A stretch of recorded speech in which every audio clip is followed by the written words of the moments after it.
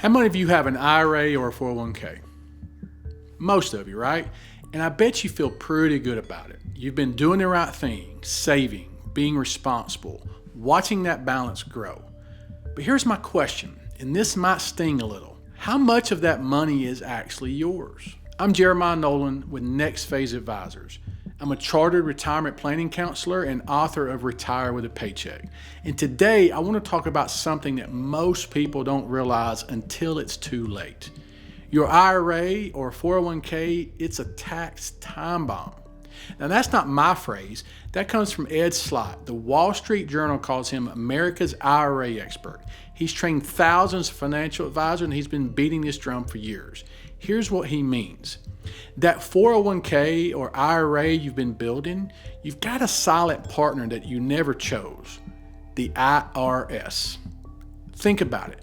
You've saved that money, you sacrificed for it, you skipped the vacations, you drove the older car, you watched it grow, and when it comes time to actually use it, Uncle Sam shows up with his hand out. Let me show you the math. Say you've got $500,000 in your traditional IRA, you might think you have $500,000. You don't. If you're in the 22% bracket like most people are, you realize you have about $390,000.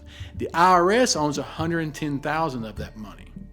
And if you end up in the 32% bracket, now you're looking at $340,000. The IRS owns $160,000. The IRS owns a piece of every single dollar in that account. The only question is how big their piece is going to be. And here's where it gets ugly. You know what happens at age 73?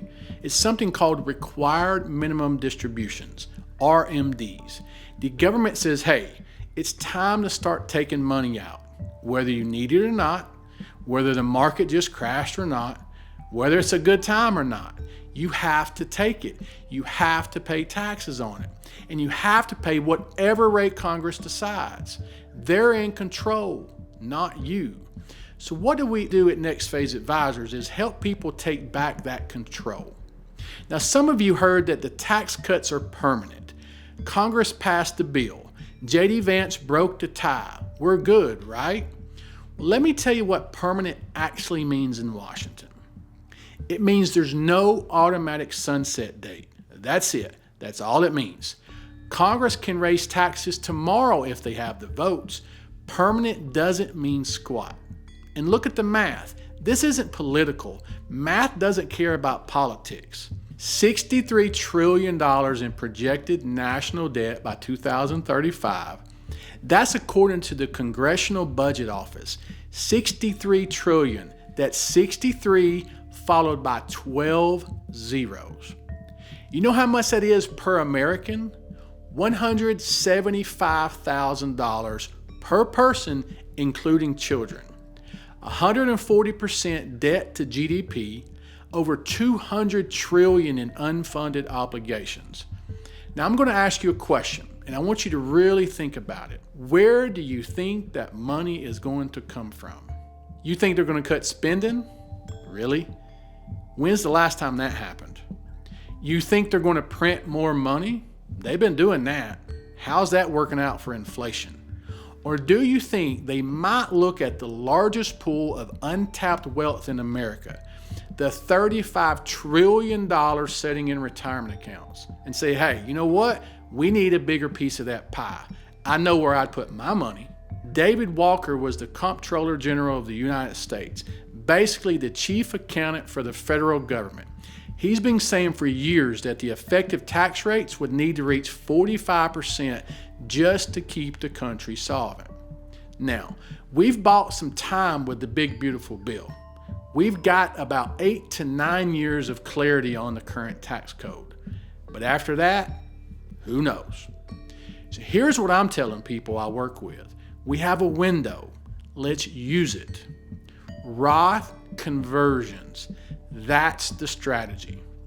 You take money from your traditional IRA, you pay the tax now at today's low rates, and you move it to a Roth IRA where it grows tax-free and comes out tax-free forever. Not tax-deferred, tax-free. Look, I want to pay the least amount of taxes possible. I'm going to pay my fair share, but I'm not going to give them a tip. You know what I mean? So here's a question you need to ask yourself. Do you want your plan or do you want the government's plan? On the government's plan, they decide when you pay taxes. They decide how much. At 73, RMDs start and you must take money out whether you need it or not.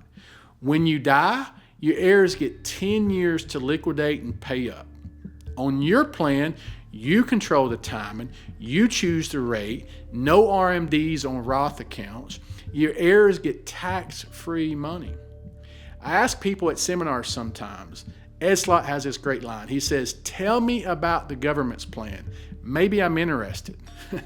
Nobody's interested in that plan, and I mean nobody. But most people are on it right now without even knowing it. If most of your money is in traditional IRAs and 401ks, you're on the government's plan. The good news, you can change that, but only if you act while the fuse is still long. Here's what I want you to do. Look at your retirement accounts. How much is in traditional versus Roth? That's your tax time bomb. Know your number. Think about your timeline. How many years until RMDs? That's your conversion window. And if you want help figuring that out, we offer a complimentary retirement analysis at Next Phase Advisors. We'll look at your numbers, your situation, and we'll show you exactly what this could mean for you. No obligation, no pressure, just clarity. Ed Slott says, and I love this, unless you consider cat food a viable dinner option, it's wise to take action now. Links in the description. Subscribe because we've got a whole series on this. Next episode, I'm going to tell you what the permanent tax cuts really mean and why you shouldn't believe the headlines. Until then, remember, you get to choose your plan or the government's plan. Choose wisely. Thank you, and I'll see you on the next video.